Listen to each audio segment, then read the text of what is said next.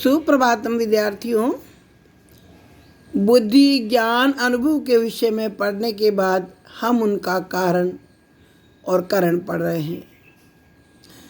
यथार्थ अनुभव करणम कतिविधम, अर्थात यथार्थ अनुभव का जो करण है वो कितने प्रकार का है। मैंने आपको समझा था कि करण किसे कहते हैं। जो असाधारण कारण है वही करण है। तत्कारणम अभी चतुर्विधम प्रत्यक्षानुमान उपमान शब्द भेदात। यथार्थ अनुभव का ये जो करण है अर्थात जो असाधारण कारण है वे भी चार प्रकार के हैं। प्रत्यक्ष, अनुमान, उपमान और शब्द। इस भेद के वजह से है। तो ये भेद समझिए आप।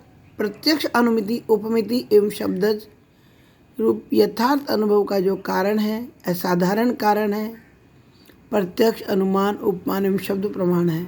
अर्थात चतुर्विध यथार्थ अनुभव की उत्पत्ति प्रत्यक्ष, अनुमान, उपमान और शब्द प्रमाणों से होती है। असाधारणम कारणम करणम। जब प्रश्न उत्पन्न हुआ कि करण क्या चीज़ है, कर्ण से किम लक्षणम, करण का क्या लक्षण है, तो अन्नम बट में जवाब देते हैं असाधारणम कारणम करणम। कार्य के प्रति असाधारण कारण ही करण कहलाता है। कार्य मात्र के प्रति 8 कारण माने जाते हैं। सभी कार्यों की उत्पत्ति में ईश्वर को साधारण कारण माना गया है। इसी तरह ईश्वरीय ज्ञान, इच्छा, कृति, प्राक अभाव, काल, दिक्, अदृष्ट आदि को भी कारण माना गया है। लेकिन विशेष कारण को ही असाधारण कारण या करण कहा जाता है। अर्थात वह विशिष्ट वस्तु जो किसी कार्य के उत्पादन में विशेष रूप से कारण कहलाती है। कार्य के नियत रूप से पूर्व में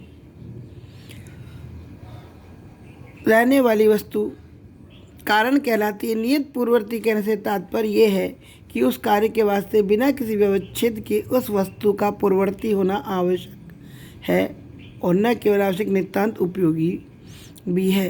कारण के लिए ये जरूरी है कि वह कार्य से पहले विद्यमान हो तथा पूर्ववर्ती हो, परंतु वह पूर्ववर्ती होना नियत होना चाहिए। यह न होना चाहिए कि कहीं तो वह पूर्ववर्ती हो परंतु कहीं वह पूर्ववर्ती नहीं हो। ये नहीं हो सकता है। नियत पूर्ववर्ती होने के अतिरिक्त कारण में एक अन्य गुण भी होना चाहिए, नितांत उपयोगिता। अर्थात वह कार्य के संपादन में नितांत उपयोगी हो। उसके अभाव में कार्य कभी तैयार ही नहीं हो सकता। जैसे कपड़े के लिए तंतु अर्थात डोरा होना नितांत आवश्यक है। डोरा से ही तो मिलकर कपड़ा बनता है। डोरा न हो तो कपड़ा बन ही कैसे सकता है। पट्ट बनाने के लिए सब स्तरों में तंतु विद्यमान रहता है।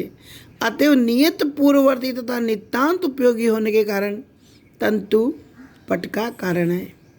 कार्य के प्रति कुछ वस्तुएं ऐसी भी होती है जो नियत पूर्ववर्ती तो अवश्य है परंतु वे नितांत उपयोगी नहीं है। ऐसी अनावश्यक वस्तुओं को न्याय शास्त्र में अन्यथा सिद्ध अर्थात व्यर्थ कहते हैं। अन्यथा सिद्ध संख्या में 5 होते हैं जो कार्य से नियत पूर्ववर्ती तो है परंतु आवश्यक नहीं। घड़े को कुंभकार दंड की सहायता से बनाता है। अतएव घड़े के लिए दंड तथा कुंभकार दोनों कारण होता है, परंतु कुछ वस्तुएं पहले से ही संबंध रखती है तो घट निर्माण के लिए आवश्यक नहीं होती। दंड के साथ रहता है दंडत्व तथा दंड का रूप। आकाश सभी का पूर्ववर्ती है। कुंभकार का पिता कुंभकार से ही पूर्ववर्ती होता है। अपनी पीठ पर मिट्टी को लाने वाला गधा भी तो घट के होने से पहले है, परंतु ये 5 वस्तुएं दंडत, दंडरूप, आकाश, कुंभकार का पिता तथा गर्दभ नियत रूप से पूर्ववर्ती होने पर भी घट के लिए नितांत आवश्यक नहीं है। अतएव ये अन्यथा सिद्ध कहलाते और घट के लिए कारण नहीं माने जा सकते। गधे की पीठ पर कुम्हार अधिकतर मिट्टी लाते हैं परंतु अपने माथे पर भी तो मिट्टी ला सकता है।